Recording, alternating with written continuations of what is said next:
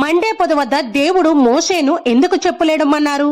ఈ విషయం గురించి మనం లోతుగా ఆలోచిస్తే మనకు రెండు విషయాలు అర్థమవుతాయి. మొట్టమొదటిది, దేవుడు ఉండే చోటు పవిత్రం కాబట్టి ఆ ప్రాంతాన్ని అత్యంత పరిశుద్ధంగా మనం భావించాలి. ఇంకా రెండవది, ఆ కాలంలో పాదరక్షాలు అనగా చెప్పులను జంతు చర్మంతో చేసేవారు. చెప్పులు దృఢమైన జంతు చర్మం వారుతో పాదాలను కట్టేవారు. చెప్పులు ఇడవాలంటే పైన కట్టిన వారిని ఇప్పాలి. ఆయన పాదరక్షాల వారిని ఇప్పటికైనాను నేను యోగ్యుని కాదు అన్న యోహాను గారి మాటలను మనం ఒక్కసారి గుర్తు చేసుకోవాలి. చనిపోయిన జంతువుని అపవిత్రంగా భావించేవారు యూదులు. ఆ జంతు చర్మంతో చేసిన చెప్పుల్ని కూడా అపవిత్రంగానే చూసేవారు. కాబట్టి వాటిని దూరంగా వదిలివేయాలి.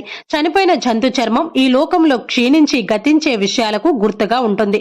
అందుచేత కాలికి వేసుకున్న చెప్పుల్ని వదిలిపెట్టినట్లే ఈ లోకంలో ఉన్న బంధాలను, అపరిశుద్ధ విషయాలను అన్నిటినీ వదిలిపెట్టి అత్యంత పవిత్రమైన దేవుని సన్నిధికి రావాలి అనే అర్థముతో దేవుడు మోషేతో ఈ మాటను తెలియచేశారు.